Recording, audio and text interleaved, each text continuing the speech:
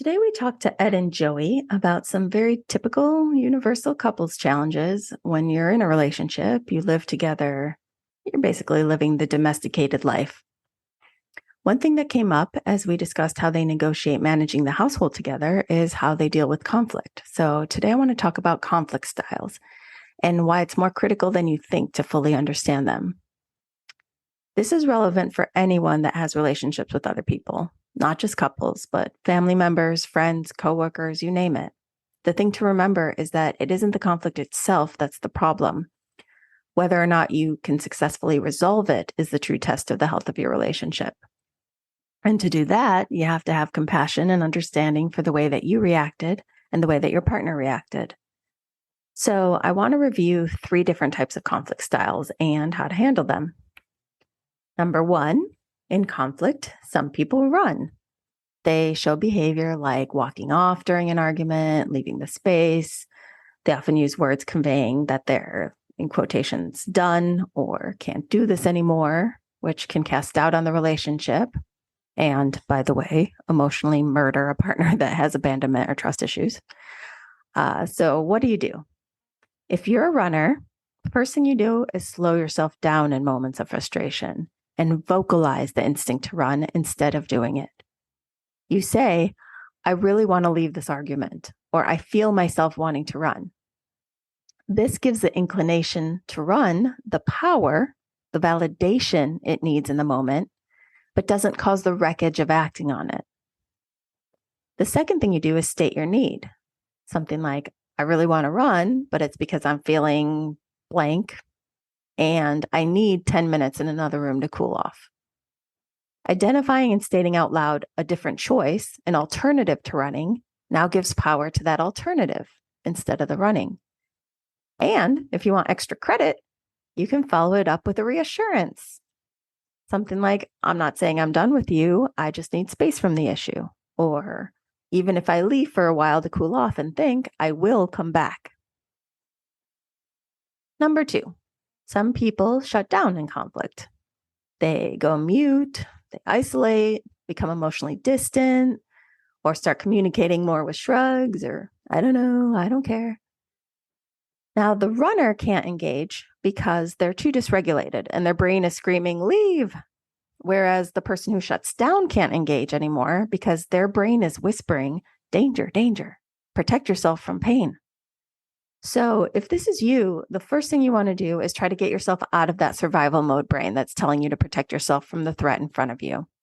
Things like grounding exercises, breathing, reestablishing safety in the room. All of these things get you back into the part of your brain that can problem solve. And no surprise here, you'll also have to vocalize, just like the runner, so your partner understands what's happening to you. Saying something like, I feel a wall going up. I feel like I want to just go into the room and be alone. And then, yes, you guessed it, you have to state your need. Something like, I feel like I have to protect myself, so I need to have some alone time. And you get extra credit here too for reassurance. Saying something like, I think once I can process more or I have some alone time, I can come back to this conversation. Number 3, some people lash out. This looks like yelling, name calling, getting physical, trying to hurt the other person emotionally. It's the old adage, hurt people, hurt people. It's true. So if this is you, it's important to validate for yourself that you're hurt and admit that it feels good to hurt them back. Now, one very important caveat, I am not talking about perpetrators of abuse. That is a whole other episode. And those that cross that line can't fix it by just making a few adjustments like we're talking about here. But if you're someone who lashes out in the more conventional, way that isn't tantamount to emotional, psychological, or physical abuse, this one is still a little different than the other 2. Yelling and name calling are also caused by being dysregulated, obviously, but the answer isn't so much vocalize the feeling, state your need, and reassure like the other 2, because when you're at the point of acting out in this way, that probably won't work. So first thing you need to do is to be with a partner that will call you on that shit and tell you to cut it out. 2 people who lash out in a relationship are a disaster. Full stop. Relationship won't work. Please trust me on that. But while you're figuring out how to not be that way, not be a lasher outer. You need to be with someone who won't accept that behavior.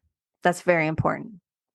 Second, now is the time to start practicing anger management techniques because having tools you can use in the moment will diffuse your response, even if your reaction is the same initial one of, wanting to lash out. And third, listen to your own words and notice your body. If you hear yourself being cruel, stop talking. If you feel yourself getting agitated and you eventually know the signs in your body that you're losing control, start taking breaths, do those grounding exercises, anger management. So those are just the 3 typical conflict styles. There's more, and I can get into more at a later date if you're interested. And in the tradition of building empathy and insight, as we do on the show, I want to encourage you to seek to understand your partner's style, which is just as important as knowing your own. And if your partner is able to do the things above to derail their typical response, like ask for what they need, please do respect and honor their request if it's reasonable, just like I would hope that they would honor yours. Relationships need a certain amount of resolution to conflicts in order to thrive. If both of you have styles that prevent resolution, it will eat away at the relationship. So know what conflict style you have, know what conflict style your partner has, and try to mitigate the consequences of those styles by the sort of things that we talked about today. That's it for today. To share your thoughts or questions, or even be a guest on the show, email us at theunrelatingpodcast@gmail.com.